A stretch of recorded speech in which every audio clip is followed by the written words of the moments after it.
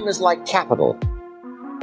You can't let someone steal your seed corn. You can't let someone steal your capital. And you can't let someone steal your time. When you work, work. When you play, play. Don't mix the two. At the beach, be at the beach. At the office, be at the office. When you work, work. When you play, play. Don't mix the two. Don't work at play. Now, here's one of the most important ones. Don't play at work. Work is too serious.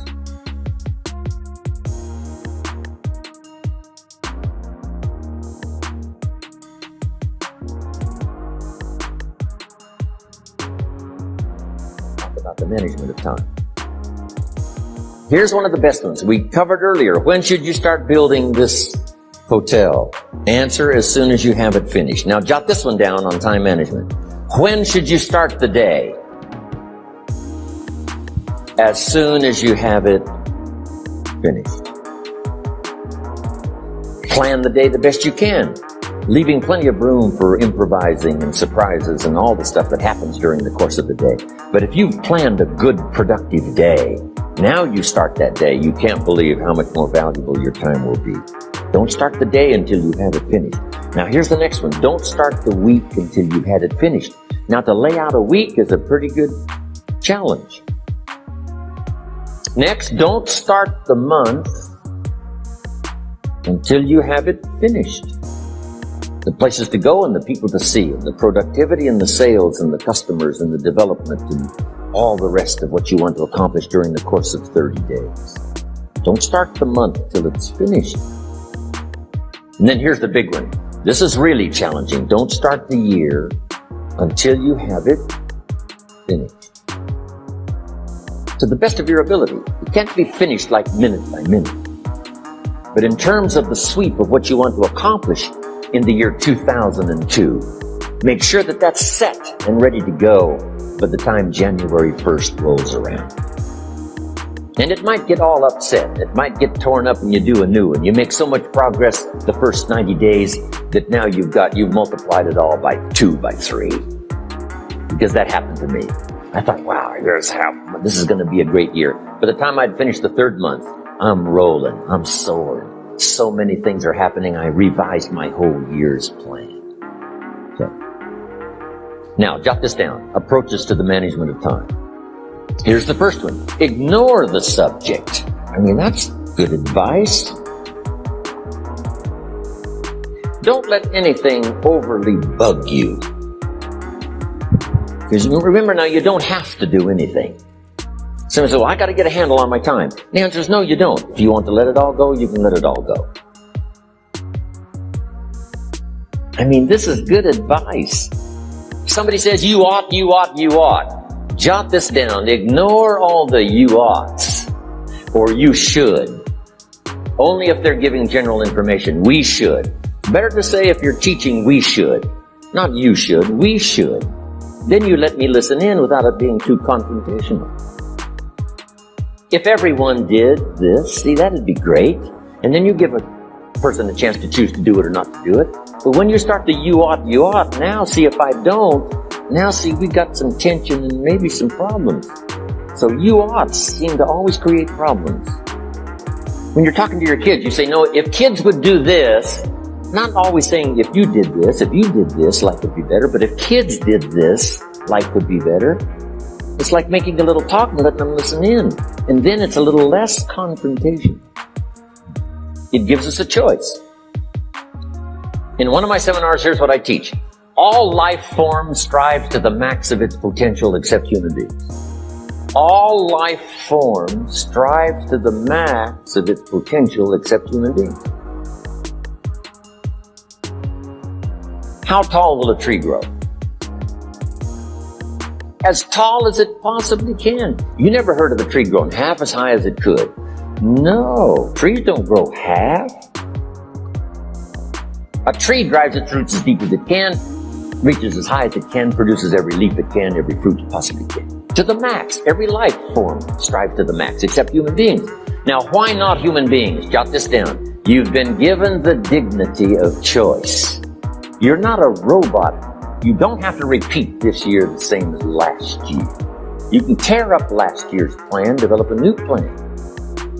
So, the dignity of being a human being. Now, here's the choice on being a human being. To be part of all we were meant to be, or to be all. To strive for all, or half, or part, or some. The choice is up to you. To develop one skill or 10 skills. Someone says, well, I'd be happy with just one more language. Well, some say, hey, I'm going to learn 6 or 7. And this is all a matter of choice. And when someone says, no, you ought to learn 4, you got to resist all that. But this is personal dignity. And you don't want to destroy someone's dignity by doing all the oughts, and they feel reluctant to do it. Now we've got problems. So if you want to, just ignore this subject on time management. Now here's the next one. Step down to something easier. The guy's in sales, and he says, oh, I want to own the company. Finally owns the company. Now he's got no time to play golf. He said, when I was in sales, I was making big money playing golf 3 days a week. Heck with this owning something. Heck with managing. My life was never my own after I started to manage. I'm going back to sales. See, this is the key. If you're getting too pressed, you might consider stepping down to something with a little easier time pressure. Little girl says to her mother, Daddy comes home, brings his briefcase and pats me on the head and says hello, disappears and works on his papers. How come my daddy doesn't play with me? And her mother said, look, your daddy loves you very much, but he's so busy at work, he can't get it all done, he has to bring it home. He loves you, but that's why he can't play with you. And the little girl said, why don't they just put him in a slower group? So, jot this down now. If you don't have time for your kids, you might consider joining a slower group.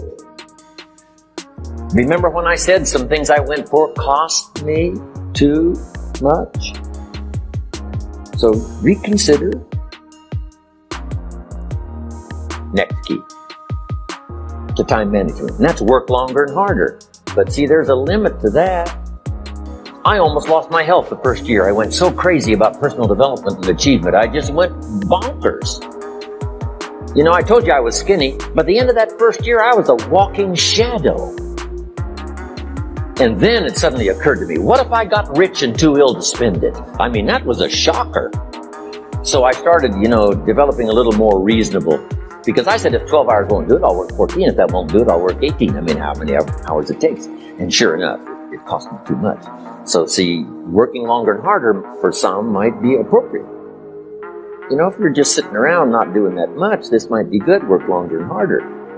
But you can only work so hard. Here's the key, not to work harder, but smarter.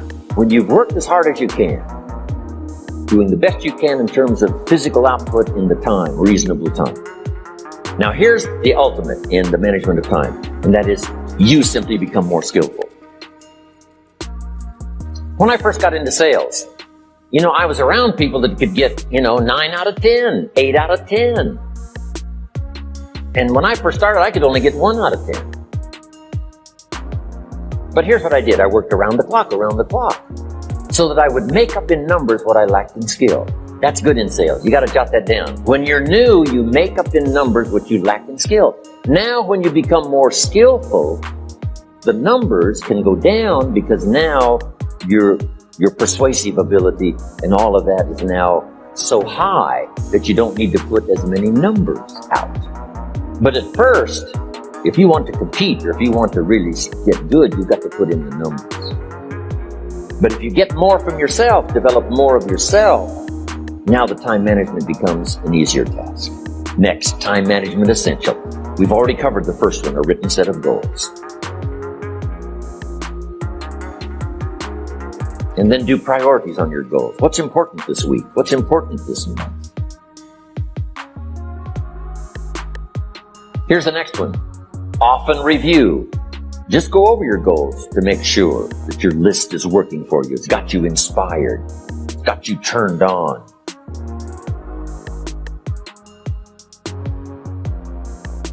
Somebody says, how come you're up so early? Say, if you were headed where I'm headed, you'd be up early too. If you were going to meet who I'm going to meet, you'd be up early. If it was going to stack up for you like it's stacking up for me, you'd be getting up early. Here's some more time management essentials. Learn to study what we call majors and minors. You pick up the phone. Here's what you must say when you pick up the phone. Is this a major conversation or a minor conversation? If it's minor, a few pleasantries and you're done. If it's major, maybe you've got to make a few notes. So here's the next one. Important conversations, make an agenda before you make the call. Just jot down a little agenda. It's so easy now to just talk out of your head. Did you ever hear a conversation end like this? Let's see, there was something else. See, you don't look that swift. I can't think of it right now. I'll call you back. See, you look a little incompetent. Let's see, there was something. It escapes me right now. Really? So have you got this now? Make an agenda before you make a call if it's an important call. Now later that saves you all kinds of stuff. You call John in, the salesman, say, John, remember those 4 things we went over? He said, no, we didn't talk about that. And then you pull out your daytime or whatever, and there's the list you made when you made the call. He said, oh yes, seems like I do remember. And you've got him with your list. If it's just salespeople especially can talk you out of what's in your head. It's true. No, we didn't talk about that. And if you don't have a little proof, I'm telling you, it's gone. So make an agenda before you make a call. So what's major, what's minor? Now here's the key on this. Don't major in minor things. If you take up major time to do minor things, I'm telling you, you'll be behind the curve constantly. Here's what we learn in sales training. What's major time and what's minor time? Here's minor time, thinking about prospects. Here's minor time, making lists of prospects. Here's minor time, keeping books on prospects. Here's minor time, going to see the prospect. Here's minor time, evaluating the prospect after you've been there. That's all minor time. Here's major time, in the presence of the prospect. That's major time. And if you're in sales and you took a look at a week, you'd say, my gosh, I'm spending 90% of my time on the minor stuff and so little time on the major stuff in the presence of. How many hours in the presence of in my day? How many hours in the presence of during my sales week? Because the time that really counts is in the presence of. Majors and minors.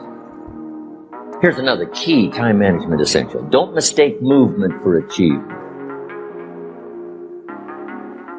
It's easy to get faked out by being busy. Guy comes home at night all exhausted, falls in the chair and says, oh, I've been going. Here's the big question. Doing what? It's not the going. Some people are going, and they're doing figure eights. Their progress is small. So don't mistake movement for achievement. Here's another one in sales we learned. Don't mistake courtesy for consent. If somebody's pleasant and they nod, you say, oh, they're going to buy. No, they're courteous. You can't mistake courtesy for consent.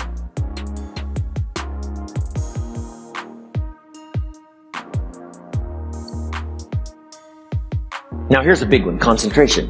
I had to learn this. All those years ago, I'm in the shower trying to compose a letter. Found it turned out to be a strange letter. So here's what I learned to do. Save the work till you get to the office. Save the work till you get to the work. Don't try to get to the office on the way to work. On the way to work, enjoy the way. In the shower, enjoy the shower. Then go to work when you get to work. I found this to be helpful. Concentration. Here's another big one. Learn to say no. I'm telling you, in such a social society we have now, it's so easy to try to be a nice person, saying yes to everything. Find yourself overloaded. Now you got to call and make well, gosh, all the time it takes to back out of something that you said yes to too quickly. Here's what might be better. I don't think so, but if that changes, I'll call you. Little things you can use not to overcommit yourself. My friend Ron Reynolds says, don't let your mouth overload your back. Now, here's a big one on time management. When you work, work. When you play, play. Don't mix the two. Don't work and play. I used to take my family to the beach and I would bring my briefcase.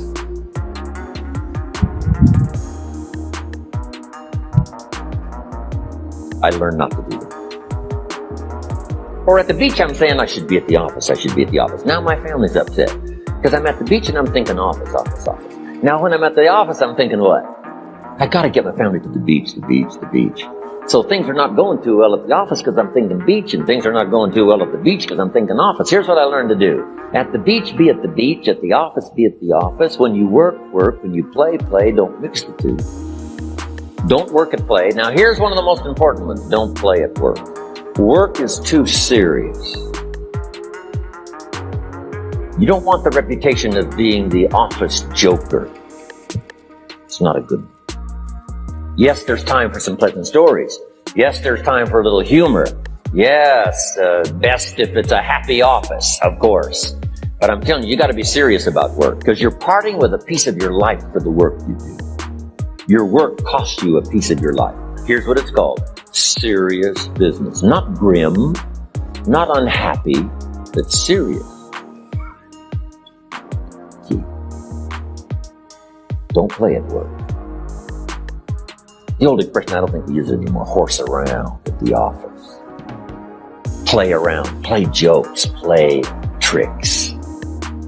No place, not at the workplace. At the beach, yes. At the bar, yes. Not work.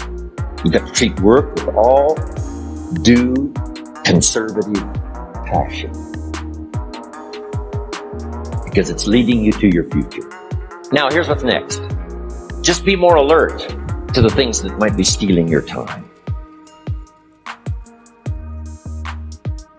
Here's why. Time is like capital. You can't let someone steal your seed corn. You can't let someone steal your capital. And you can't let someone steal your time. You must designate your time. And some of the time that you designate, you must not let anyone steal. Casual time, you might let someone intrude and steal a little bit and take a little bit, but not serious time.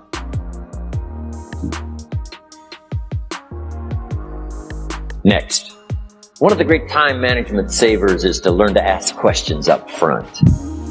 Sometimes you talk to somebody for an hour, and then you ask questions and find out if you would have asked those questions up front, you could have saved yourself an hour. Asking questions up front helps you to get to the problem now. But if you just launch into some discourse, you might waste 30 minutes, waste an hour, when here's what you should have been talking. After you finished an hour, you say, John, what's really the problem? He said, well, it's something personal. See, that's what you should have been talking about this whole long.